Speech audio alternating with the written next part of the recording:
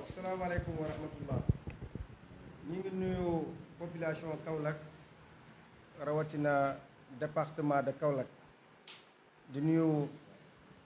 intercoalition Yewwi Wallu fii ci diwaanu Kaolack di nuyu góor di nuyu jigéen di nuyu mag ñi di nuyu ndaw ñi waaye di leen gërëm di leen sant ci seen taxawaay bi nga xam ne am nañ ko ci élection yi nga xam ne démb lañ ko doon amal mu manifester ci biir Kaolack yépp ne intercoalition bii di Yewwi di Wallu moom la askanu Saloum am yaakaar pour ñu dem assemblée nationale. loolu nag bañ ko gisee depuis boobu ba léegi ñi ngi dégg ay wax ci waa Benno Bokk Yaakaar rawatina ci ku mel ni Mimi Touré nga xam ne fu musa dem ci élection gagné nañ ko fa dàq ko fa muy ci Grand Yoff muy ci Kaolack gi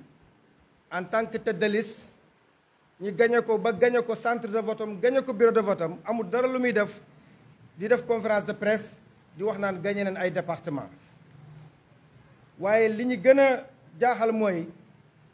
ku mel ni tête de liste bu Benno Bokk Yaakaar fii ci département de Kaolack Pape Demba bi tey ñu gis ko démb muy jubilé ci résultat yoo xam ne moom ci jëm boppam xam ne ne résultat yi dara leeragu ci waaye loolu nag du ñu bett ndax élection locale yi passé dañ ko duma fii ci Kaolack duma yu métti mu juñ ko ay xaj waaw xam nga nit bu fekkee dañ laa gañe ngeen ay nit la gañe waaye ngeen woo ay xaj lañ indi ci ay bureau de vote waa bii pa moom lan lañ indi ci ay bureau de vote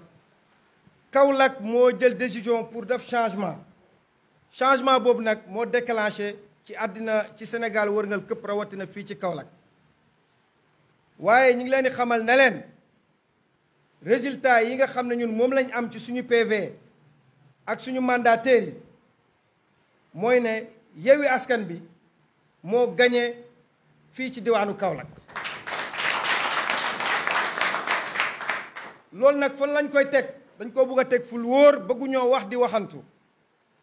ndax bu fekkee dañoo jël département de Kaolack 14 communes yi commune Ndiafate moo ci ëpp ci 14 communes yi waaye commune Ndiafate centre vote bu Medina Baye kese moo ëpp commune Ndiafate te foofu dañ leen faa gañe waaye amuñ ci gañe leen ci guddi gi lañ gis ñi fabriqué ay résultats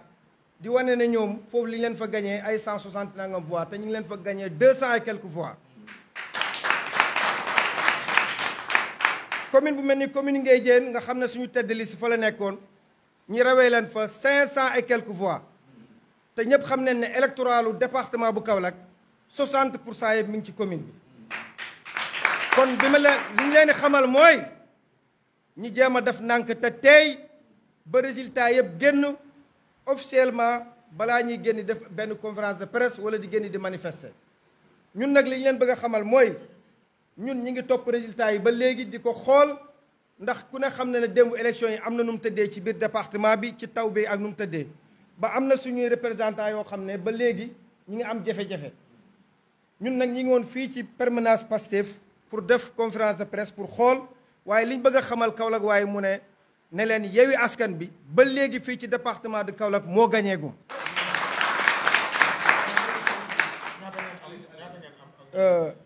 beneen bi ma leen bëgg a xamal mooy ñun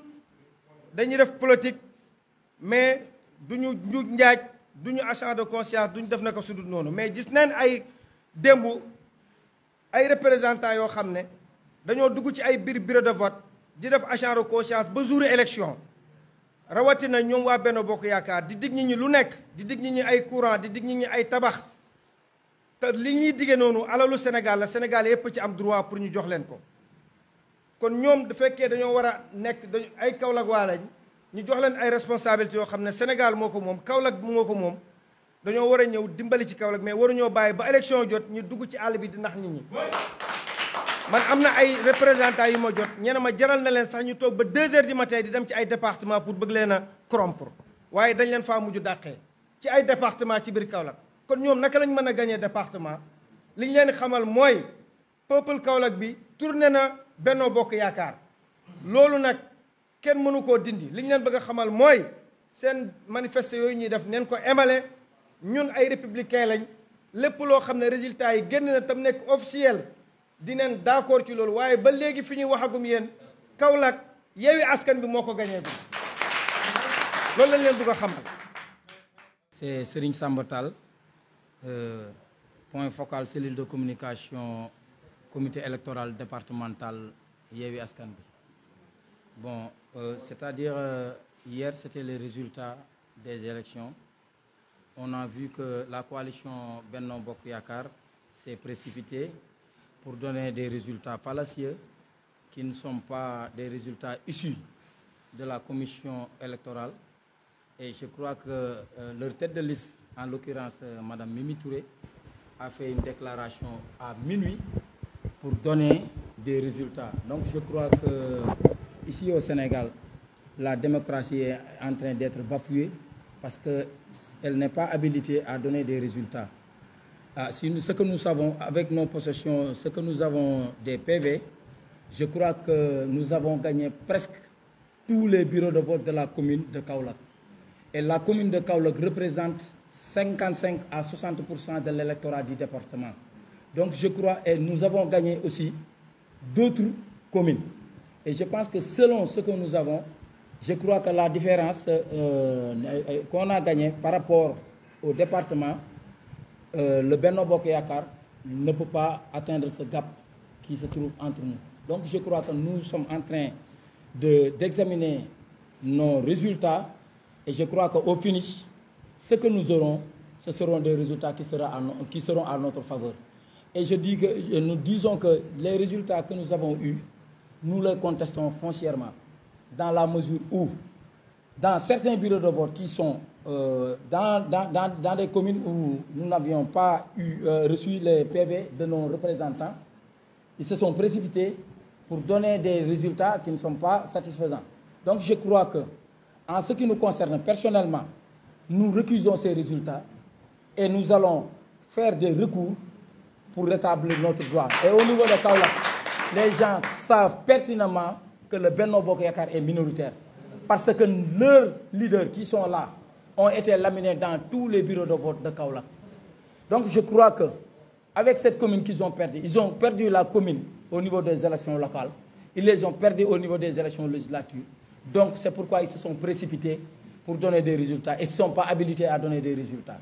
Nous aussi, nous allons apporter la riposte dans la mesure où nous ne pouvons pas gagner ces élections-là et laisser la coalition Benno Bokk Yakaar